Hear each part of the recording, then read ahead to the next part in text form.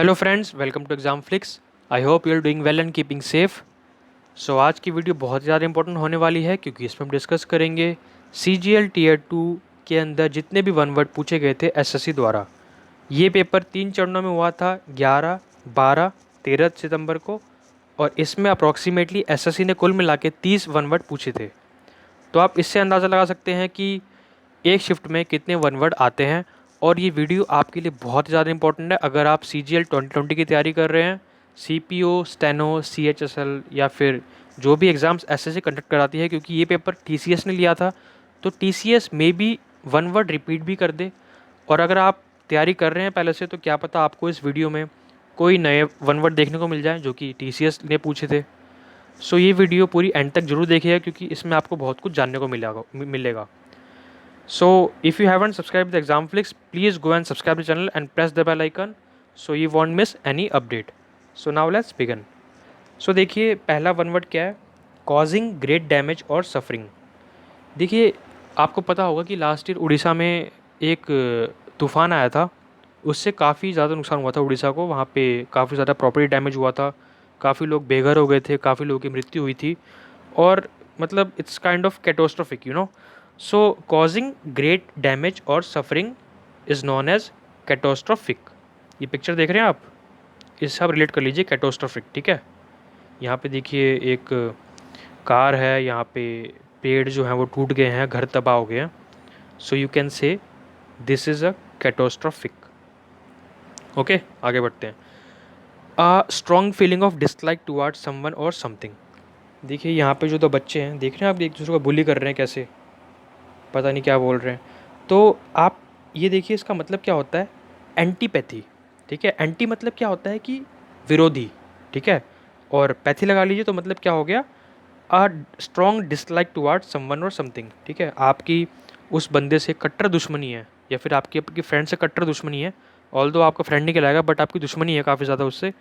तो you can से it's antipathy, ठीक है। अ strong feeling of dislike toward someone और समथिंग, एक दूसरे के खिलाफ या फिर किसी चीज़ के खिलाफ आपकी सबसे ज़्यादा नफरत, उसको बोलेंगे एंटीपैथी। तो ये देखिए क्या है, to express in a unclear way और अनक्लियर मैनर। अगर कोई बंदा या फिर किसी को कुछ समझाने का कोशिश करता है, ठीक है, और वो उसको समझा नहीं पाता, तो वो क्या होता है, गैब्रेल्ड, ठीक है। इसको क्या बोलेंगे हम, गार्बलेड, सॉरी, इसको बोलेंगे हम गार्बलेड। ये देखिए आप एक शीट देख रहे हैं, यहाँ पे कंप्यूटर टेक्स्ट है, यहाँ पे कुछ समझ नहीं आ रहा आपको, बट ये सिर्फ वही समझ सकता है जिसने इसकी कोडिंग करी हो। ऑल्दो ये कोडिंग तो नहीं लग रहा मेरे को देखने में, बट ये कोई एरर पिक्चर लग रही है देखने में जो कि बहुत ही ज़्यादा अनक्लियर है, which is a very unclear. So you can say it garbled, ठीक है। To express in a unclear way, garbled, ठीक है। इसका जो एक्चुअल प्रोनाउंसिएशन होगा वो क्या होगा, गार्बलेड। ओके, आप इसको गार ब्लैडर से मत कंपेयर करिएगा, ठीक है। इसको बोलेंगे हम गार ब्लड, ठीक है। चलिए, तो something happening by chance in a happy and a beneficial way. तो देखिए आपको मैं एक स्टोरी सुनाता हूँ, छोटी सी स्टोरी। देखिए ये दो लड़का लड़की हैं, आपस में यहाँ पे आए थे कुछ खाने या फिर कुछ ऑर्डर करने। तो बाय चांस यहाँ पे सीट वैकेंट मिल गई या फिर किसी लड़के को यहाँ पे या फिर इस लड़की को। तो they are like sharing the space. और यहाँ पे इन्होंने साथ में बातें करना स्टार्ट कर दिया और आपस में खाना खा रहे हैं। तो इनकी आपस में काफ़ी ज़्यादा पट रही है, आपस में काफ़ी ज़्यादा जम रही है। तो they are like they are starting conversation in a very open manner. So आपस में इनकी वार्तालाप हो रही है और ये मिल गए एक अच्छे मौके पे, और जो कि ये इनके लिए बहुत ही ज़्यादा बेनिफिट करने वाला है। So you can say it serendipity, ठीक है। क्या बोलेंगे इसको हम, SERENDIPITY। कभी कभी SSC है ना, इसकी स्पेलिंग पूछ लेता है, ठीक है। तो वोकेबलरीज को घुमा देगा, वो वहाँ पे एज अ वोकेबलरी यूज़ कर लेगा या फिर as a one word use कर लेगा या फिर एज अ स्पेलिंग यूज़ कर लेगा। वो SSC के मूड पे डिपेंड करता है, ठीक है। तो something happening by chance in a happy and a beneficial way. By chance, देखिए जो वर्ड है ना यहाँ पे बाय चांस बहुत ही ज़्यादा इंपॉर्टेंट है। अगर आप किसी से मिले बाय चांस और वो आपके लिए बेनिफिशियल है बहुत ज़्यादा, तो यू कैन से इट्स अ सेरेंडिपिटी। ठीक है, अब ये दो लड़का लड़की आपस में बातें कर रहे हैं और इनके बीच में काफ़ी हेल्दी कन्वर्सेशन हो रही है, तो आपस में आगे जाके क्या पता कुछ अपने रिलेशनशिप को नेक्स्ट लेवल पे लेके चले जाएं, तो ये काफ़ी एक दूसरे के लिए बेनिफिशियल होगा, इनकी आपस में थिंकिंग बहुत ज़्यादा मिलती हो। ओके, सो आगे बढ़ते हैं, देखते हैं अगला one word, lacking in variety and interest. इसको हम क्या बोलेंगे? मोनोटनस। अगर आप कोई काम कर रहे हैं और आपका उसमें इंटरेस्ट बिल्कुल भी नहीं है, तो you will feel like very bored, यार मैं क्या कर रहा हूँ, ये बहुत ही बेकार चीज़ है।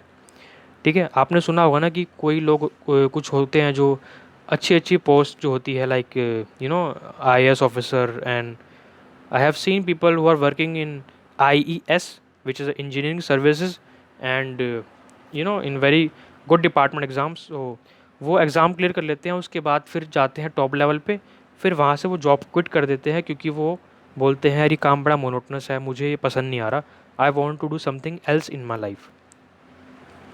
ओके, सो उनको अपनी ज़िंदगी में कुछ और ही करना है और उनको कुछ इंटरेस्टिंग करना है, so I am quitting this job, I am feeling very bored and this is a monotonous job that I don't want to do in my life.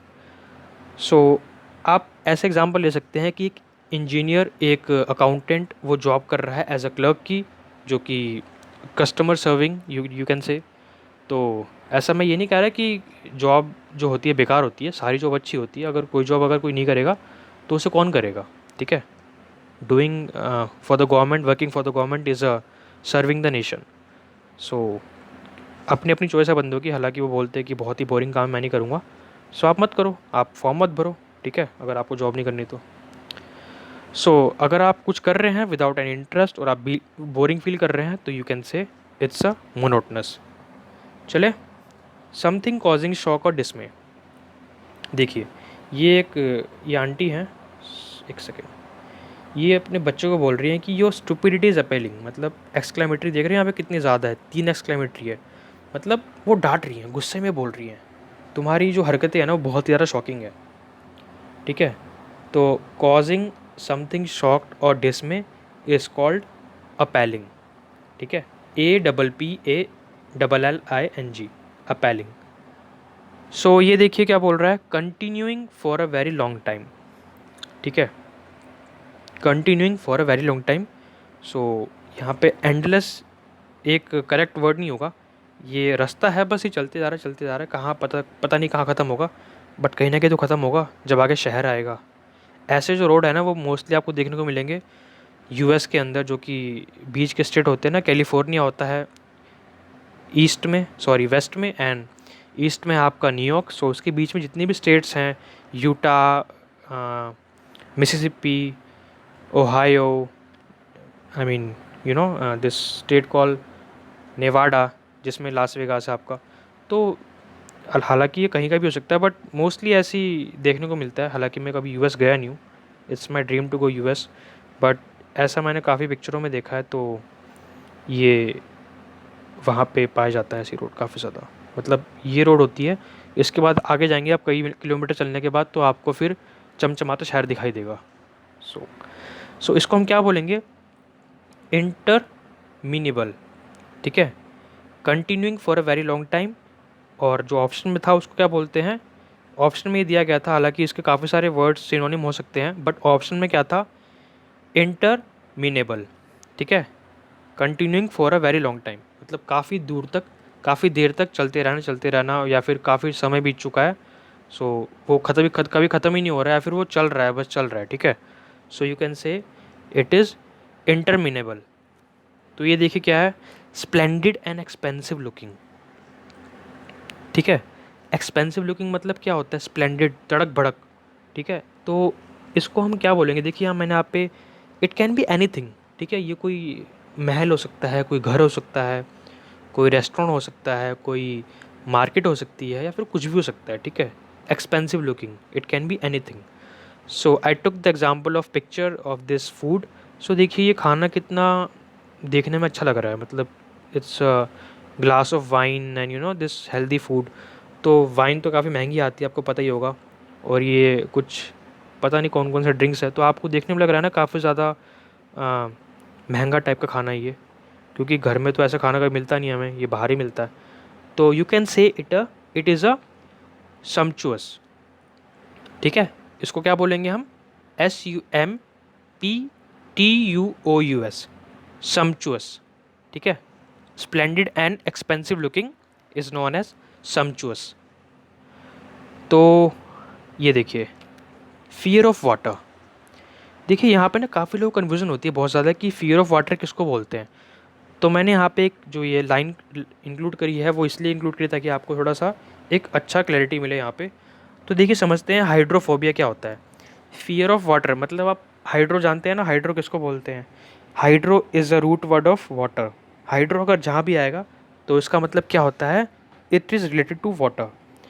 सो पहले देखते हैं कि ये लाइन क्या बोल रही है। An irrational fear of water. देखिए आपको पता है कि फियर ऑफ वाटर मतलब कोई स्विमिंग नहीं कर पा रहा या फिर उसको पानी में ढकेल दो तो वो बोलेगा कि मैं मर गया, मैं मरने वाला हूँ या फिर मैं डूब जाऊँगा, मुझे पानी से बहुत डर लगता है। ठीक है, तो वो पानी से डरता है बेसिकली, तो उसको बोलते हैं हम हाइड्रोफोबिक। अगर उसके कमर तक भी पानी है ना तो फिर भी डरेगा वो पानी में जाने से, पता नहीं क्यों। ठीक है, तो कुछ लोग होते हैं जिनको हाइड्रोफोबिक होता है। ठीक है, जिनको हाइड्रोफोबिया होता है, तो उसको बोलते हैं हम फियर ऑफ वाटर। और देखिए यहाँ पे एक टर्म और यूज़ होती है जो कि रेबीज से रिलेटेड है।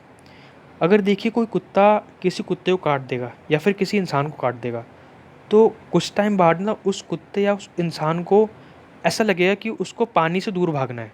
ठीक है, वो पानी नहीं पिएगा, पानी कम पिएगा, पानी से दूर भागेगा। तो इसको बोलते हैं हम हाइड्रोफोबिया। तो बेसिकली जस्ट इसका जो एंड रिलेशन क्या है वो पानी से ही है।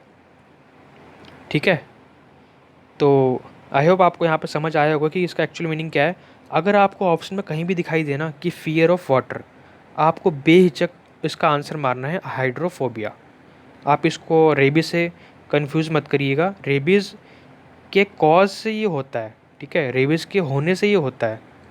तो यहाँ पे रेबीज़ का कोई एक्चुअल में कोई वो मेन रोल नहीं है यहाँ पे। रेबीज़ के होने से आपको पानी से डर लगता है। ठीक है, आप पानी से दूर भागते हो, आप पानी कम पीते हो। ठीक है, चलें। सो 1 सेकेंड, आई थिंक, ओके। ये देखिए, आगे बढ़ते हैं। अ डिस्टिंग्विश्ड कंडक्टर और परफॉर्मर ऑफ क्लासिकल म्यूज़िक। आपने मूवीज़ में देखा होगा कि कुछ एक कंडक्टर होता है, बेसिकली उसको हम कंडक्टर बोलते हैं, और एक परफॉर्मर होता है, आप कुछ भी बोल लीजिए, जो कि परफॉर्म करता है क्लासिकल म्यूज़िक को। आपको दिख रहा है यहाँ पे फ़ोटो में कि एक बंदा जो है ये कुछ कोड्स होते हैं उसको पढ़ के ऐसे ऐसे राइम कर रहा है, और सामने इसके जो बैठे लोग हैं वो शेलोन प्ले कर रहे हैं। शेलो उसको बोलते हैं, CELLO। तो शेलो चैलो जो भी आप बोल सकते हैं। तो वो जो उसको कंडक्ट करता है उसको क्या बोलते हैं? उसको बोलते हैं माइस्ट्रो।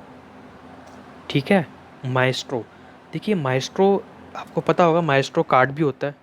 तो माइस्ट्रो का मतलब क्या होता है कि जो चीज़ों को परफॉर्म कर रहा है। ठीक है, माइस्ट्रो कार्ड आपका देखिए कितना काम आता है। आपके पे पैसे तो निकालते हैं ATM से, आपकी जो ऑनलाइन जो भी आपकी जो परचेजिंग होती है उसके लिए काफ़ी बेनिफिशियल है। So it's all in one. ठीक है, तो यहाँ पर जो कंडक्टर है वो म्यूज़िक को परफॉर्म करवा रहा है, और which is basically A classical music. तो आप यहाँ पे इस फ़ोटो से देख सकते हैं, और इसको इस वर्ड से थोड़ा सा याद करने का ट्राई कर सकते हैं कि माइस्ट्रो क्या होता है, जो कि म्यूज़िक को कंडक्ट कराता है और परफॉर्म करता है। ठीक है, स्पेशली द क्लासिकल म्यूज़िक। यहाँ पे जो ये कीवर्ड क्या है?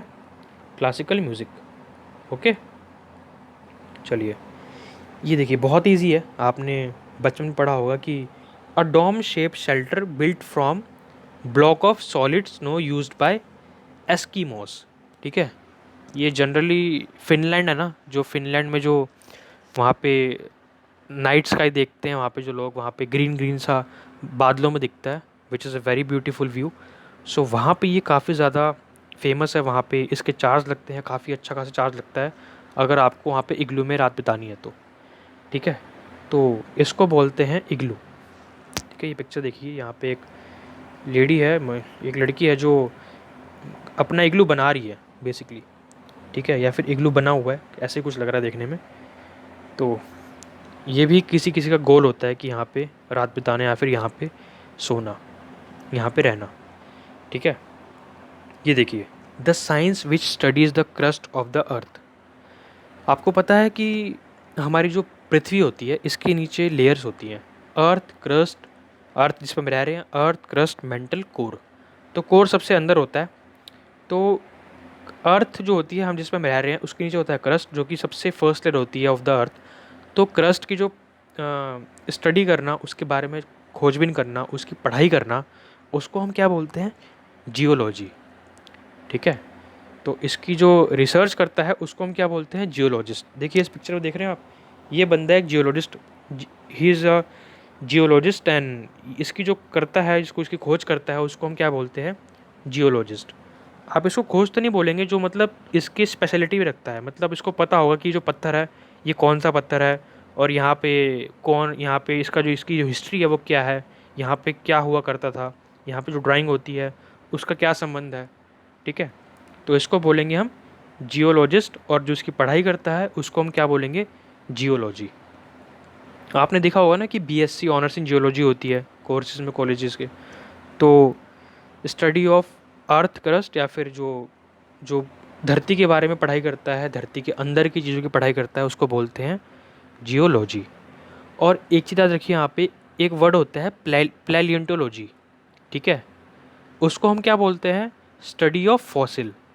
जो फॉसिल फ्यूल की पढ़ाई करता है, जो ये भी कहीं ना कहीं इससे मिलता जुलता वर्ड है, प्लेलियोंटोलॉजी। और अगर आपके सामने ऑप्शन में आएगा कि वो फॉसिल से रिलेटेड है तो उसको आप सीधा आंसर मार्क करिएगा, प्लेलियोंटोलॉजी। ओके, सो आगे बढ़ते हैं। ये बहुत ही इजी वर्ड है, आपको आप जियो से याद रख सकते हैं। जियोलॉजी मतलब क्या होता है? ज्योग्राफी। ये देखिए क्या है? Cultivation of grape wine. देखिए कितनी अच्छी पिक्चर है ये देख रहे हैं आप, कितने सुंदर अंगूर हैं जो कि इसकी कल्टीवेशन कर रहे हैं। तो इसको हम क्या बोलते हैं? Viticulture.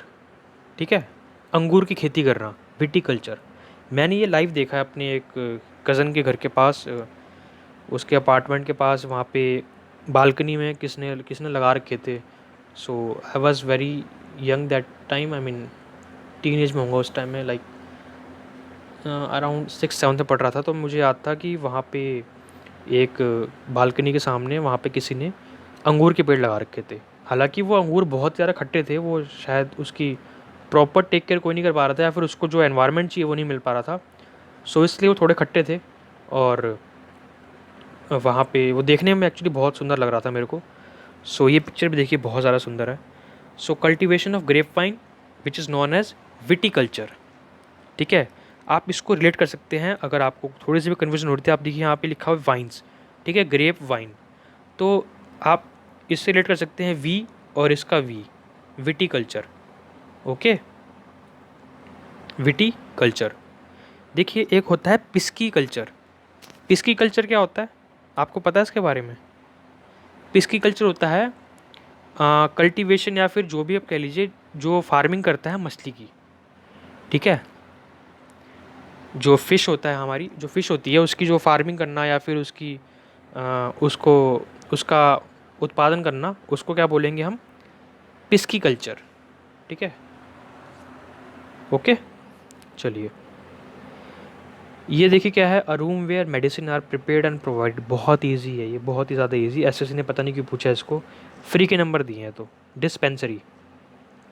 Okay, a room where medicine are prepared and provided is known as dispensary.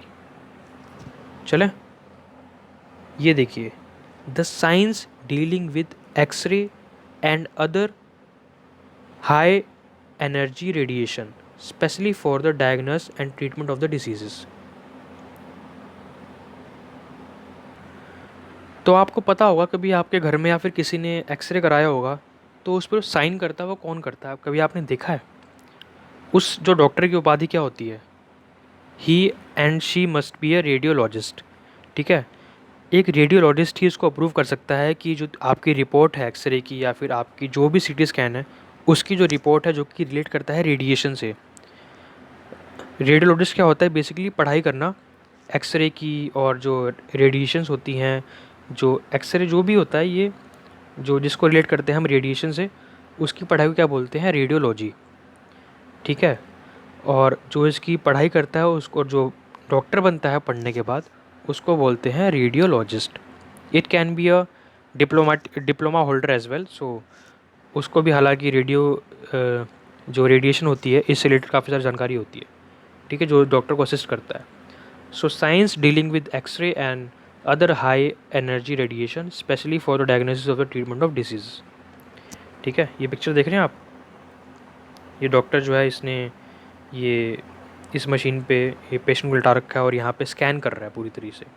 तो इसको हम क्या बोलते हैं, रेडिएशन, और जो कि रिलेट करता है रेडियो एक्टिविटी से। बेसिकली ये रेडिएशन की पढ़ाई होती है, इसमें आपके जो भी अंदर के जो बॉडी के पार्ट्स हैं वो दिखे जाते हैं। समझ आ गया? चलिए, फियर ऑफ हाइट, उसको हम क्या बोलते हैं, एर्कोफोबिया। देखिए मैं आई थिंक मैं आने वाले टाइम में एक जितने भी फोबियाज़ हैं इसके ऊपर एक सेपरेट वीडियो बनाऊंगा, सो जिससे आपको कोई भी कन्फ्यूज़न ना हो और कोई भी वीडियो मिस कोई भी वर्ड मिस ना हो जाए। क्योंकि एसएससी के पास एक कलेक्शन ऑफ फोबियाज़ के वर्ड हैं, और वो अगर आप एक बार याद कर लेंगे ना तो आपसे ये वर्ड कभी भी मिस नहीं होगा। क्योंकि अगर आपके सामने वो ऑप्शन रख दूँ ना तो आप काफ़ी ज़्यादा कन्फ्यूज़ हो जाएंगे और वहाँ से आप एलिमिनेट नहीं कर पाओगे। तो getting about all the phobias knowledge is very important while you are preparing for the SSC mains. So देखिए पिक्चर में क्या है कि ये एक बंदा है, इसको देख के तो लगने लगा कि भाई इसको डर लग रहा है। सो ये काफ़ी ज़्यादा डेयरिंग है ऐसा करना। ऐसे कुछ लोग होते हैं जो करते हैं, उनको शौक होता है। So fear of height is known as acrophobia. I hope you got this. आगे बढ़ते हैं। सो देखिए क्या है यहाँ पे, the quality of being honest and behaving and having strong moral principles. ठीक है, उसको हम क्या बोलते हैं, इंटीग्रिटी। इसका जो एक्चुअल वर्ड क्या होगा, इंटीग्रिटी। देखिए अगर आप अपनी लाइफ में ये प्रैक्टिस लाएंगे ना, ये 4 चीज़ें पक्का लाएंगे ना, integrity, respect, ethics and honesty, so you will become very successful person in your life. Successful का मतलब ये नहीं होता है कि आप पैसों से पैसा कमा रहे हो और आप एक ऐश की ज़िंदगी बिता रहे हो या फिर आप मज़े कर रहे हो, ये नहीं होता। अगर आपकी ये लाइफ में कुछ सिद्धांत होंगे, आपकी ऑनेस्टी की लोग तारीफ़ करेंगे, आप रिस्पेक्ट से बात करेंगे, आपके लाइफ में एथिक्स होगा, इंटीग्रिटी होगी, तो आप है ना अपनी ज़िंदगी अपनी आपकी एक अलग ही पहचान होगी सोसाइटी के अंदर। बोलेंगे यार ये बंदा तो बहुत ही ज़्यादा जेन्युइन है and he is a very honest guy I have ever seen. ठीक है, ऐसा कुछ होता है ना, आप किसी लोग से मिलते हैं, किसी बंदे से मिलते हैं, आपको लगता है कि यार ये बंदा तो वाकई में बहुत कमाल का इंसान है। ठीक है, he is a very honest, ethical person, ethical behaviour, integral person, respect, honesty, full package. ठीक है, so try to be get at least 2 और 3 थिंग फ्रॉम दिस एंड आप इसको अपनी लाइफ में उतारें ताकि आपकी लाइफ बेटर हो सके, आपको लोग एक अच्छे रूप में देखें। तो quality of being honest and having a strong moral principles is known as integrity. ठीक है, तो देखिए ऑप्शन में आपको और भी वर्ड होंगे, इसके सिनोनिम काफ़ी ज़्यादा हैं। तो आपके सामने जो ऑप्शन होगा ना, मोस्ट प्रोबेबली आप इसको आइडेंटिफाई कर लेंगे कि इसका मतलब क्या होगा। ठीक है, चलिए ये देखिए, ये एक बहुत ही ज़्यादा अच्छा वर्ड है, एल्टीट्यूड, और इसमें काफ़ी ज़्यादा कन्फ्यूजन होती है लोगों को। सो मैंने यहाँ पे दोनों ही इंक्लूड किया है, हाइट और altitude. What is different between height and altitude. आपको शायद इसके बारे में नहीं पता होगा या फिर आपको काफ़ी ज़्यादा कन्फ्यूजन होगी। अगर आपको पता तो बहुत ही अच्छी बात है, अगर आपको नहीं पता तो देखते हैं यहाँ पे कि हाइट क्या होती है और एल्टीट्यूड क्या होता है। तो देखिए आप पिक्चर देख पा रहे हैं यहाँ पे, थोड़ा मैं यहाँ पे जूम इन करता हूँ। ये देखिए हाइट क्या होती है, बेसिकली एक सरफेस से लेकर ऊपर तक की हाइट। सो अगर आपने क्वेश्चंस करे होंगे ना सीजीएल मेंस के लिए हाइट एंड डिस्टेंस के, तो वहाँ पे क्या होता है कि एक हाइट होती है, हाइट ऑफ द पोल। सो पोल कहाँ से जुड़ा होता है, ज़मीन से, जो रोड होती है वहाँ से। ठीक है, तो वहाँ से लेकर 100 मीटर तक का पोल होता है, उसको क्या बोलेंगे हम, height of the pole. But अगर कोई लाइट हाउस है, सो लाइट हाउस कहाँ होती है, वो भी लाइट हाउस के लिए इसको अलग एग्जांपल हो गया, मतलब कि वो भी एक मैन मेड ही होता है। तो अगर हम उसकी हाइट को नापेंगे तो वो भी जहाँ पे उसका बॉटम पार्ट होता है वहाँ से ही नाप सकते हैं। हालांकि अगर आपसे कोई पूछे एल्टीट्यूड क्या होगा, ऑल्दो ये टेक्निकली करेक्ट होगा, अगर आपसे मैं पूछूँ कि अल्टीट्यूड क्या होगा, इस खंबे की अल्टीट्यूड क्या होगी, तो आपको नापना पड़ेगा कि इसके नीचे जो समुंदर है वो कहाँ पे है। ठीक है, समुंदर से लेकर जो हाइट, पोल की हाइट है, उसको बोलेंगे अल्टीट्यूड। हालांकि ये रियल लाइफ में कभी ऐसा कभी नापते नहीं हम कि अल्टीट्यूड क्या है हाइट की, उसकी पोल की, तो उसको हम बेसिकली हाइट से ही डिफर करते, डिराइ मतलब कि उसको प्रेजेंट करते हैं, ठीक है, कि हाइट ऑफ द पोल क्या है, हाइट ऑफ द टावर क्या है, ठीक है। We use mostly altitude in the case of hills, ठीक है। अगर हम बात करें किसी पहाड़ की, तो उसकी जो हाइट होती है वो तो होती ही है, बट हम मोस्टली यूज़ करते हैं कि what is the altitude of this hill, what is the altitude of mount Everest. तो देखिए अल्टीट्यूड में यही फ़र्क होता है कि आपकी जो हाइट होती है ना, मतलब आपकी डिस्टेंस होता है, वो नापा जाता है समुद्र के तल से। ओके, तो समुद्र के स्थल से लेकर जो आपकी हाइट होती है उसको बोलते हैं अल्टीट्यूड, और जो सरफेस होता है ना आपका, वहाँ से जो ऊंचाई होती है उसको बोलते हैं हम हाइट। सो आई थिंक आपको क्लियर हो गया होगा। तो आपको अब कोई कन्फ्यूज़न नहीं होगी। अगर आपके सामने अगर पूछता है ऑप्शन में कि आपको दोनों ऑप्शन दे देगा, अल्टीट्यूड भी दे देगा, हाइट भी दे देगा, और अगर आपको सिर्फ क्या करना है, आपको पढ़ना है ढंग से, ठीक है। आपसे क्या पूछा है, तो यहाँ पे पूछा है कि the height of an object और a point in relation to sea level और ग्राउंड लेवल, ठीक है। तो देखिए यहाँ पे क्या बोल रहा है, सी, देख रहे हैं, और ग्राउंड, मतलब कि इसने सी भी दे दिया यहाँ पे। सो इट्स अ की वर्ड, सो यू कैन से इट्स अल्टीट्यूड, ठीक है। अगर आपसे देखा ना बेस, तो उसको हम क्या बोलेंगे, हाइट। ये देखिए बेस है ना, यहाँ पे एक बेस है ना, तो उसको हम बोलेंगे हाइट, और यहाँ पे समुद्र है तो उसको बोलेंगे हम अल्टीट्यूड। ये देखिए फ्रस्ट्रेशन, आजकल कौन फ्रस्ट्रेट नहीं है भाई, सभी फ्रस्ट्रेटेड है, ठीक है। No one is ultimate happy in his or her own life, ठीक है। कोई कोई भी इंसान खुश नहीं है आज के टाइम में। तो किसी के पास अगर अच्छा पैसा है तो वो भी परेशान है, फ्रस्ट्रेटेड है काम कर करके या फिर अपनी लाइफ से, और जो गरीब है वो तो बेचारा है ही अलग से परेशान।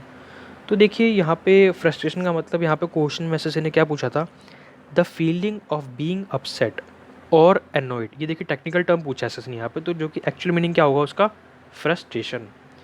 The feeling of being upset और annoyed as the result of being unable to change और अचीव समथिंग। ये देखिए यहाँ पे एसएससी ने आपको काफ़ी ज़्यादा कंफ्यूज कर दिया है, मतलब कि ना यहाँ पे डायरेक्ट नहीं पूछा कि भाई आपको फ्रस्ट्रेशन हो रही है क्या, यहाँ पे नहीं, ये काफ़ी लंबा सेंटेंस है एसएससी ने जो पूछा है। The feeling of being upset मतलब परेशान रहना, नाराज़ रहना, और चिड़चिड़ा अनॉयड, ठीक है, मतलब कहते हैं ना इरिटेट कर देना। As a result the being unable to change और अचीव समथिंग, मतलब आप पढ़ के पागल हो चुके हैं और आपका एग्ज़ाम नहीं निकल रहा, ठीक है, ठीक है। तो आपको क्या लगेगा कि यार मैं फ्रस्ट्रेट हो गया पढ़ के, मैं नहीं पढ़ रहा, अब तैयारी बंद कर रहा हूँ मैं, ठीक है। या फिर अगर आप कोई काम कर रहे हैं, आप कुछ ठीक कर रहे हैं, सपोज़ आप कुछ इलेक्ट्रिक आइटम, मतलब आप कुछ लाइक एक पंखा है, सपोज़ आप एक पंखा ठीक कर रहे हैं, ठीक है, आपके पास इलेक्ट्रिशियन नहीं है, सो आपको लग रहा है कि आप उसको ठीक कर लेंगे, आप लगे हुए हैं सुबह से लेकर शाम तक, वो आपसे ठीक ही नहीं हो रहा, तो आप गुस्से में क्या करेंगे, पंखे को उठा के फेंक देंगे, मैं नहीं कर रहा इसे, ठीक है। तो उसको हम क्या बोलते हैं, फ्रस्ट्रेशन, क्योंकि आप उसको ठीक नहीं कर पाए, ठीक है, समझ आ गया। चलें, ये देखिए बंदा घुसा मार रहा है ना लैपटॉप के अंदर, मतलब ये जो करना चाह रहा है वो कर नहीं पा रहा, मतलब ये सुबह से लेकर शाम तक मत्था मार रहा है अपने उसके अंदर, कर रहा है कोडिंग कर रहा है, कुछ भी कर रहा है, तो वो कर नहीं पा रहा, तो उसने एक पंच मारा लैपटॉप की स्क्रीन पर, लैपटॉप तोड़ दिया। आपको नहीं करना ऐसा, ठीक है। देखिए ये क्या है, the customary code of polite behaviour in society. ये देखिए कस्टमरी कोड, ये देख रहे हैं आप ऐसे कैसे कैसे वर्ड पूछ रहा है, मतलब आपसे एक सिंपल तरीके से ना पूछ के आपसे एक मतलब टेक्निकल टर्म में जा रहा है। सो ये काफ़ी ज़्यादा इंपॉर्टेंट है आपकी नॉलेज के लिए भी, क्योंकि आप अगर कल को अपने करियर में ग्रो करेंगे तो you should need this kind of word. आपको किसी से बात करनी है, so you need to use this manner and this kind of all word that I am covering here, because SSC का पूछने का मतलब ये है, क्योंकि यार इंग्लिश से कोई आपको वाकिफ़ करना है कि कल को आप एक you will become a officer in your life after cracking the exam. So आपको काफ़ी ज़्यादा लोगों से डील करना पड़ेगा, जो प्राइवेट सेक्टर होते हैं उनसे भी डील करना पड़ेगा, तो वहाँ पे काफ़ी ज़्यादा लोग पढ़े लिखे होते हैं, they will speak in a very good manner, in a very etiquettely and diligently तरीके से बात करते हैं वो, और बहुत ही अच्छा बोलते हैं English. So you must know all this vocabularies so you can corporate and cope up with the challenge that you are going to face in your life. तो इसको बोलते हैं एटिकेट, मतलब एक अच्छा बिहेव रखना. यहाँ पे देखिए मीटिंग हो रही है, सो ये आपस में काफ़ी ज़्यादा फॉर्मल कम्युनिकेट कर रहे हैं. So it's a business etiquette और अ मीटिंग एटिकेट. तो ये भी बहुत इंपॉर्टेंट है अपनी लाइफ के अंदर इसको लाना. ये देखिए क्या बोल रहा है, a decision on which one can not go back. क्या कितना सिंपल वर्ड है ये, इरिवोकेबल. ठीक है, जो आपने कर दिया आप उसको वापस रिवोक नहीं कर सकते. You have cut this paper, you can't join it and you can't make it like जो ये पहले था. आपको इसमें टेप लगानी पड़ेगी, तब जाके इसको ज़बरदस्ती का चिपकाना पड़ेगा, but you can not make it as a proper that it was previously. So कुछ होते हैं डिसीजन जिसको हम बोलते हैं कि यार अब तो तीर छूट गया बाण से, अब नहीं आ सकता वापस. ठीक है, आपने आपने साइंस लेना था, आपको आपने कॉमर्स ले लिया, फिर आपको आर्ट्स लेना था, आपने साइंस ले लिया. सो अब टाइम बीत चुका है, समय जा चुका है, अब उसको चेंज नहीं कर सकते. ठीक है, तो these are decision we can say it is irrevocable. ये देखिए क्या बोल रहा है, एक्सरसाइजिंग अ कंपेलिंग चार्म. बहुत ही ईजी वर्ड है, बहुत ही ज़्यादा ईजी. बट अगर आपके सामने ऑप्शन में दिखाई देगा तो आप बोलेंगे अरे इतना ईजी ऑप्शन है. बट हाँ, इसका ऑप्शन का जो असली मीनिंग है वो क्या है, चार्मिस्टिक, सॉरी चैरिमेस्टिक. ठीक है, तो देखिए यहाँ पे क्या है, आप इसको ना फ़िलहाल अभी इस वर्ड को भूल जाइए, आप रिलेट करिए सिर्फ इसको इसके चार्म से. ठीक है, और आप इसका स्टार्टिंग का चार पकड़ लीजिए. ठीक है, इसके चार वर्ड, इसके चार वर्ड. तो देखिए आप इसको भूलेंगे पक्का नहीं, क्योंकि ये जो पिक्चर देख रहे हैं आप, ये एक आई थिंक एक वेब सीरीज़ है सूट्स करके, नेटफ्लिक्स की. तो उसका एक कैरेक्टर है जहाँ तक मुझे लग रहा है, क्योंकि मैंने हालांकि ये सीरीज़ नहीं देखी, वेब सीरीज़ मैंने कहीं पे देखा था किसी को देखते हुए. So this person is looking very charming. So exercising a compelling charm, अपनी एक छाप छोड़ना अच्छे तरीके से कि यू आर वेरी नाइस. सो इसको क्या बोलेंगे हम,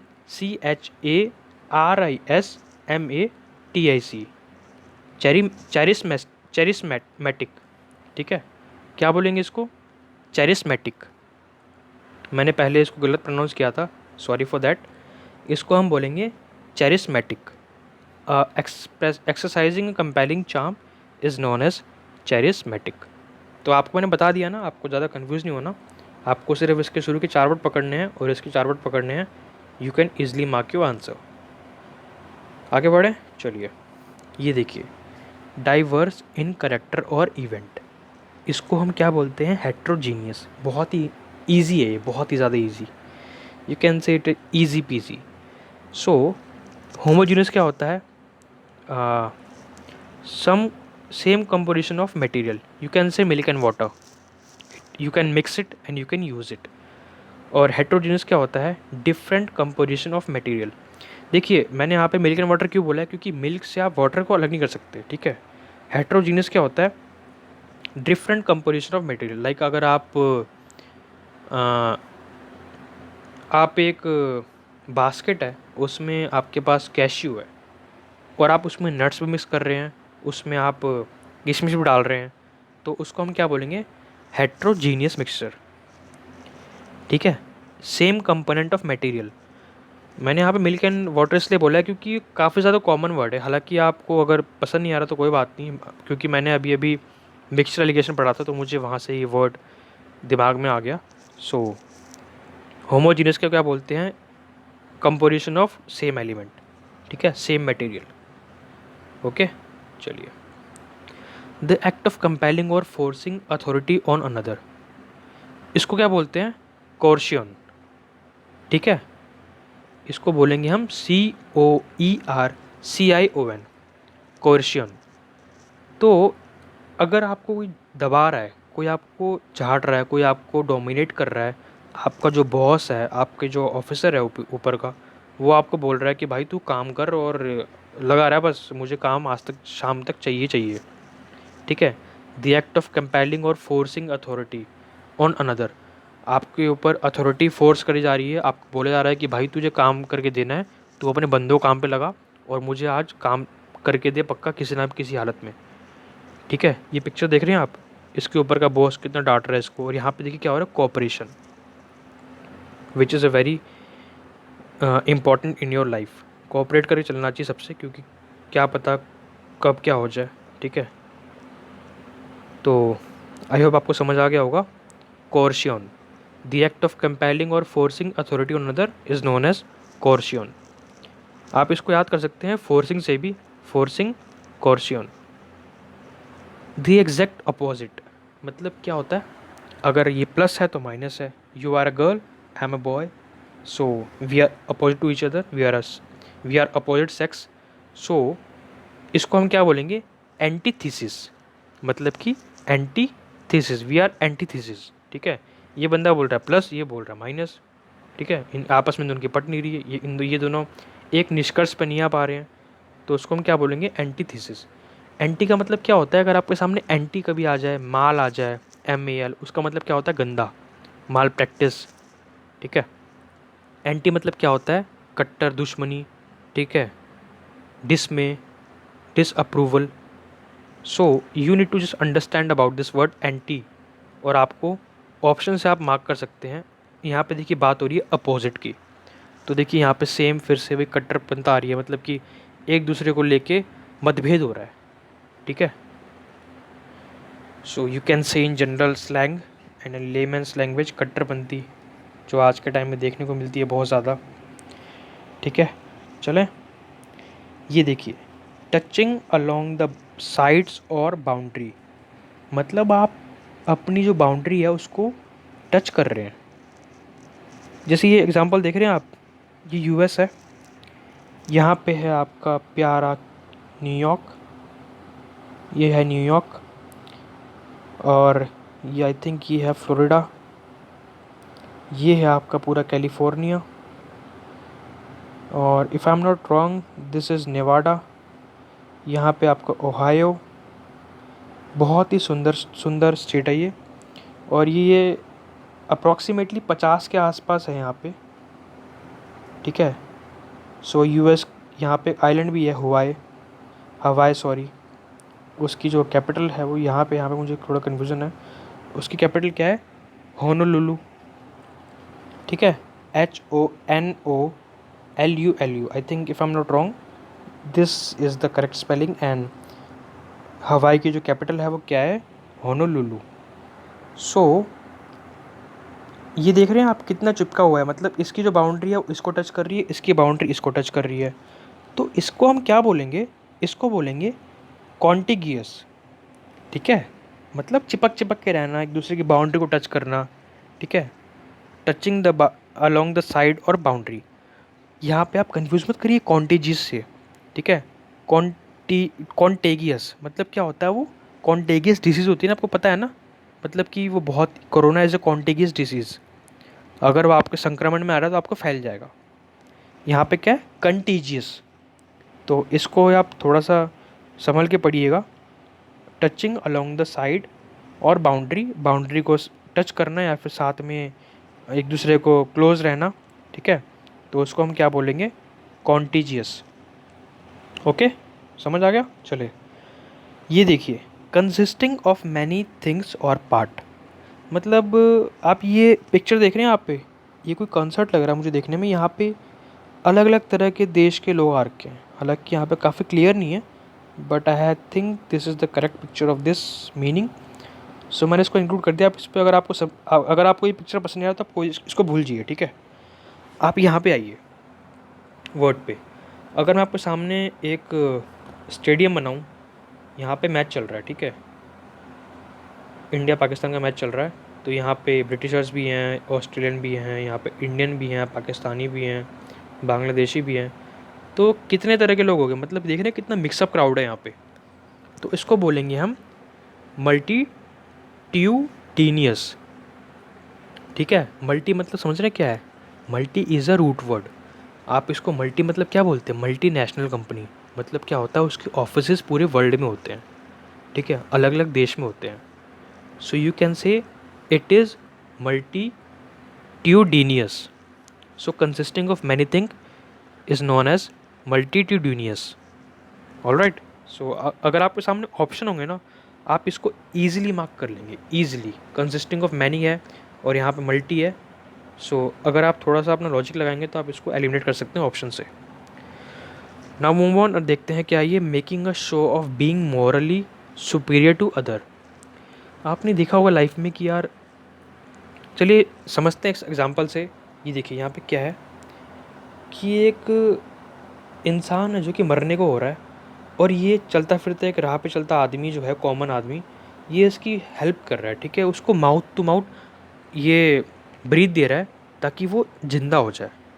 और यहाँ इस पे इससे पहले एक इंसान है जो कि कोर्ट में खड़ा है, सूट बूट में, ये बोल रहा है यार ये काम मैं थोड़ा ना करूँगा, मरने दो साले को, मरने दो, ठीक है, जो हो रहा है होने दो।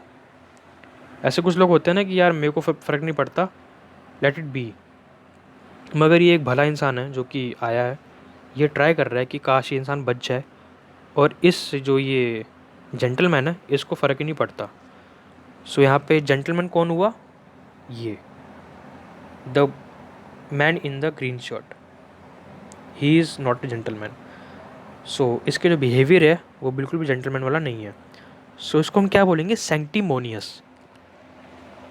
Okay, we can say it sanctimonious, making a show of being morally superior. मतलब कि आप दिखा रहे हैं कि भाई मैं बहुत ही महान हूँ, मैं तुमसे ऊपर हूँ, बट आप आपकी जो हरकतें हैं वो बिल्कुल वैसी नहीं हैं, ठीक है, आप सिर्फ दिखावे के हो, ठीक है, आप शो कर रहे हो कि I am very superior to you and मैं ऐसे छोटे मोटे काम नहीं करता, ठीक है। सो इसको हम क्या बोलेंगे, सैंक्टिमोनियस।